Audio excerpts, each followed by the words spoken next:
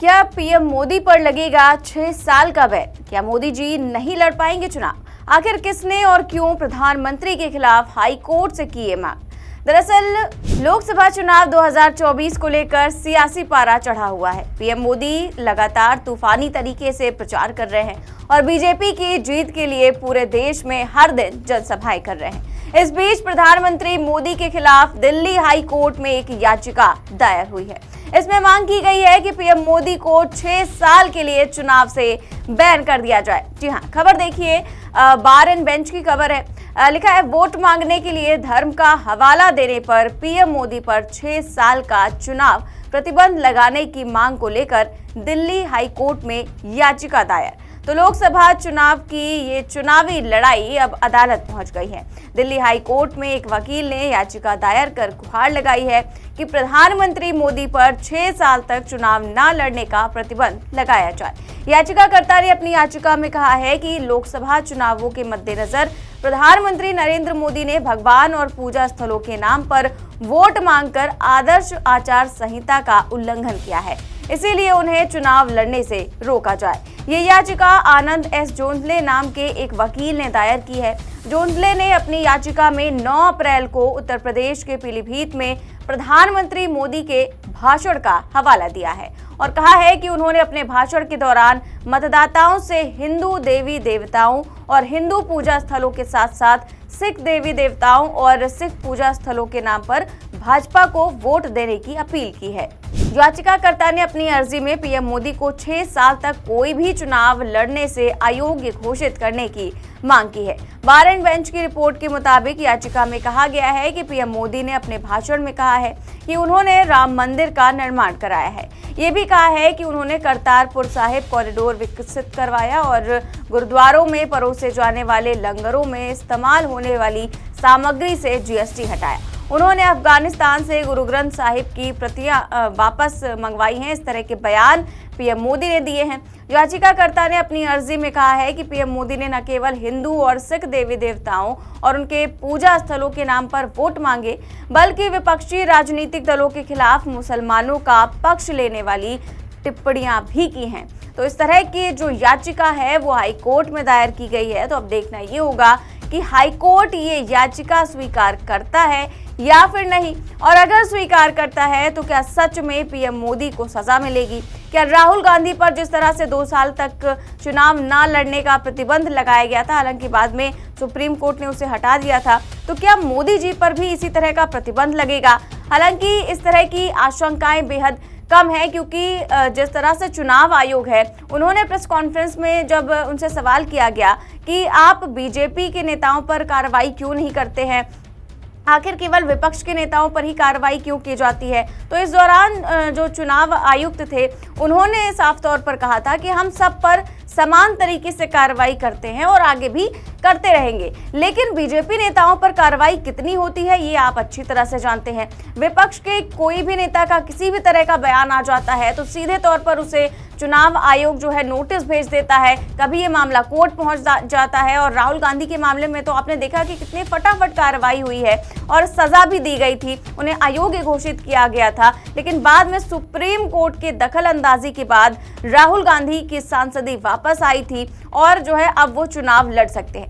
लेकिन जिस तरह से पीएम मोदी को लेकर लगातार शिकायतें की जाती हैं विपक्ष की ओर से, और इस चुनाव में तो हम खास तौर पर देख रहे हैं कि जो विपक्ष है वो तो चुनाव आयोग भी पहुंच गया, वहां पर जाकर एप्लीकेशन बाकायदा देकर, पत्र लिखकर, नोटिस देकर ये सारी चीजें बताई गई हैं कि बीजेपी के नेता इस तरह की बयानबाजी कर रहे हैं, पीएम मोदी बयानबाजी कर रहे हैं और आचार संहिता का खुले तौर पर उल्लंघन कर रहे हैं। इसके बाद भी जो है किसी तरह की कार्रवाई नहीं की जाती। अभी तक किसी भी बीजेपी नेता को जो है इस तरह की नोटिस नहीं दी गई है ये कार्रवाई को लेकर, आचार संहिता के उल्लंघन को लेकर। तो देखना ये होगा कि पीएम मोदी पर कार्रवाई होती है या फिर नहीं, क्योंकि विपक्ष तो अभी पत्र जो है लिख चुका है, लेकिन इसके बाद भी कार्रवाई नहीं हुई है।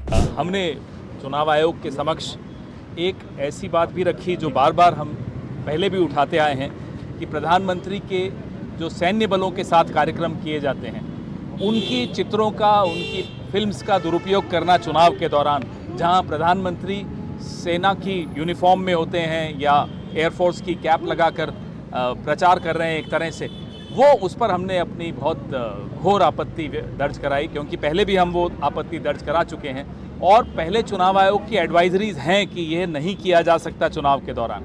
तो आज हमने चुनाव आयोग को उनकी अपनी एडवाइजरीज भी स्मरण कराई, ये आप ही की एडवाइजरीज हैं और ये बार बार रिपीट ऑफेंडर है बीजेपी, उस दिशा में भी चुनाव आयोग को कदम उठाने चाहिए। मेरे साथी गुरदीप सप्पल जी आपको बाकी जानकारी भी देंगे। मैं निकल रहा हूँ, निकलने को जाना है उसके बाद चले जाना। एक जो और मुद्दा आज हमने उठाया, पिछली बार जब हम इलेक्शन कमीशन को मिले थे तो हमने फ्री स्पीच का मुद्दा भी उठाया था, और जो डिफेमेटरी पोस्ट है भारतीय जनता पार्टी के हैंडल पर, जो बहुत सारी ऐसी विभाजक कंटेंट वो बना रहे हैं, वो उनके हैंडल से पोस्ट हो रही है, उसकी शिकायत की थी।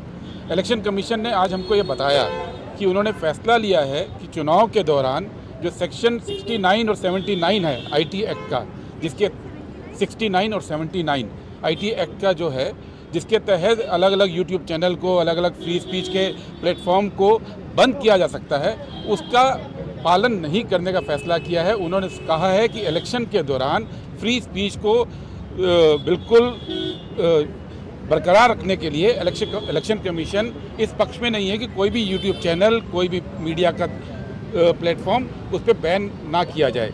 लेकिन हमने उनको ये भी ध्यान दिलाया कि इलेक्शन कमीशन तो ये नहीं करने जा रहा है।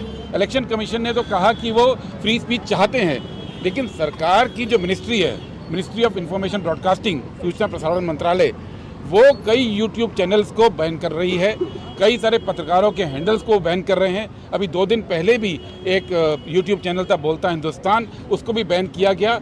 और जो बैन किया गया, यूट्यूब की ओर से बताया गया कि इस बैन के वो कारण नहीं बता सकते, क्योंकि मंत्रालय ने उनको कहा है कि इसको कॉन्फिडेंशियल रखा जाए। हमने ये बात इलेक्शन कमीशन के समक्ष रखी है कि चुनाव के दौरान ये जो अधिकार है सेक्शन 69 के तहत, वो मंत्रालय के पास नहीं होना चाहिए, वो चुनाव आयोग के पास होना चाहिए। और चुनाव आयोग हमारी बात से सहमत था, उनका ये मानना था कि चुनाव में फ्री स्पीच को हर हाल में बरकरार रखना चाहिए। दूसरी बात हमने एक और उठाई, केरल में तिरुवनंतपुरम में भारतीय जनता पार्टी के कैंडिडेट हैं राजीव चंद्रशेखर, उनके जो एफिडेविट है उसमें बहुत सारी गलतियां पाई गई हैं। उन्होंने अपनी कुल आय 680 रुपये उसमें दिखाई है, उनके एसेट्स की वैल्यू में प्रॉब्लम है। ये बात भी हमने इलेक्शन कमीशन का इस पर ध्यान खींचा है। एक और इशू जो हमने उठाया है आज, त्रिपुरा के अंदर जो रिटर्निंग ऑफिसर है, वो लगातार हमारे कैंडिडेट से मांग रहे हैं कि जो होर्डिंग लगाने वाले वेंडर्स हैं उनके कॉन्ट्रैक्ट दिए जाएँ। नियमानुसार इसकी कोई ज़रूरत नहीं है। ये जो चुनाव के दौरान अलग अलग बाधाएं कई बार इलेक्शन कमीशन के अधिकारियों द्वारा क्रिएट की जाती हैं, उसके खिलाफ हमने आज रिप्रेजेंटेशन दिया है। इलेक्शन कमीशन ने कहा है कि वो लगातार इन चीज़ों के ऊपर फैसला ले रहे हैं और पॉजिटिव फैसला लेने का आज उन्होंने हमें आश्वासन दिया है। तो विपक्ष भी जो है चुनाव आयोग पहुंच चुका है और एक वकील जो है उन्होंने हाई कोर्ट में याचिका दाखिल की है। देखते हैं इस पर क्या कुछ कार्रवाई होती है। फिलहाल इस खबर में बस इतना ही। देश और दुनिया की तमाम बड़ी खबरें जानने के लिए देखते रहिए 4PM न्यूज़ नेटवर्क। नमस्कार।